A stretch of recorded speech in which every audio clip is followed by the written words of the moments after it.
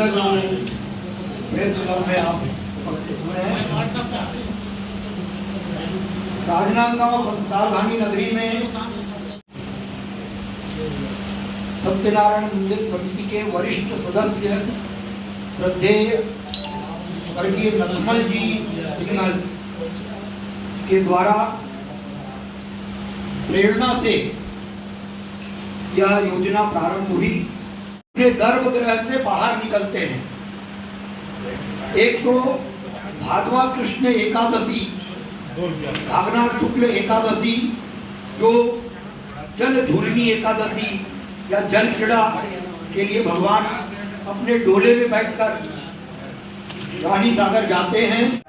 8 मार्च बुधवार को सुबह 9 बजे श्री सत्यनारायण मंदिर से भगवान राधा कृष्ण जो वहाँ पर प्राण प्रतिष्ठित हैं, वह स्वयं भव्य रथ में सवार होंगे और भव्य रथ में 5 घोड़ों का जो है भव्य रथ बनाया गया है इस वर्ष। उसमें एक प्रतीक स्वरूप भगवान राधा कृष्ण की बड़ी मूर्ति रहेगी। उस भगवान राधा कृष्ण की मूर्ति से के हाथों से केसरिया रंग की फुहार भक्तों के ऊपर होगी और जो मंदिर में प्राण प्रतिष्ठित भगवान राधा कृष्ण हैं वो रथ के अग्रभाग में विराजमान होंगे।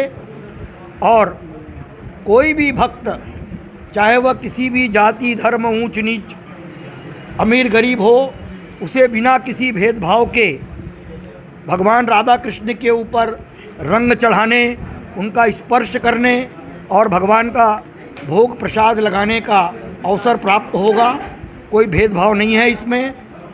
शोभा यात्रा के दौरान अनेक स्थानों पर अनेक भक्तों के द्वारा स्वप्रेरणा से ठंडाई, शीतल जल, जलपान, नाश्ता, फल फ्रूट की व्यवस्था की जाती है प्रतिवर्ष। इस वर्ष भी अनेक स्थानों पर ऐसे व्यवस्थाओं की जो है सूचना प्राप्त हो गई है।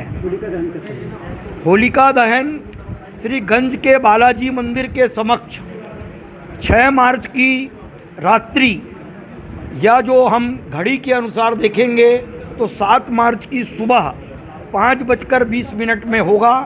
और संस्कारधानी नगरी में इस गंज के बालाजी मंदिर के समक्ष होलिका दहन की जो है सर्व मान्यता है।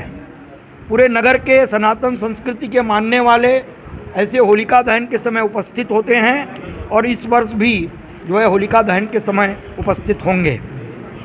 अशोक लोहिया, अध्यक्ष श्री सत्यनारायण मंदिर समिति।